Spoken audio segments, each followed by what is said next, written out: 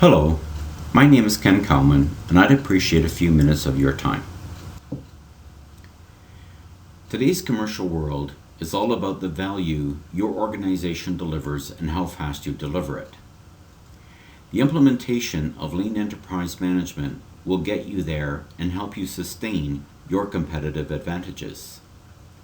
However, the proliferation of trade agreements, such as the Trans-Pacific Partnership Agreement, suggests that you have very little time to begin that implementation. However, the history suggests that your first attempt at doing so has about a 1 in 4 chance of success. Why? Well, this slide gives you some data, but it all comes back to executive management, and that includes me sometimes.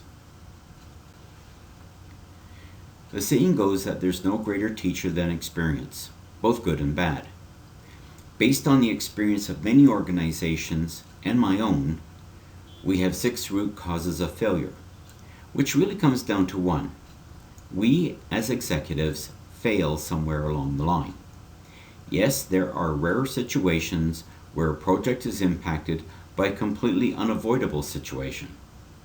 However, if we have the knowledge to plan and act, then those situations are the only ones that can derail us from success. Enough of the bad. There are organizations that do succeed, and they have one singular action in common. They made sure that the C-level team had the education they needed in order to lead the change to becoming lean. The education ensured that the projects authorized were based on reality, structured and communicated properly to the organization, and then executed with the appropriate resources.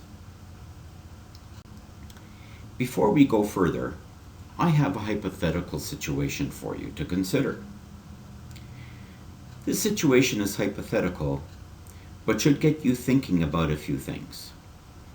It's a situation that could happen and would be totally unexpected when it happened. The good news is that if you decide to go forward with the executive workshop, you will have time to plan for a few days of absence. Let me set some expectations. This workshop is for the CEO or president of the organization and their direct reports. It's best if your organization's attendees include 3 or 4 of the following positions: VP Sales, VP Finance, VP Operations, VP Human Resources, and the CEO. There will be between 4 and 7 organizations present at each workshop.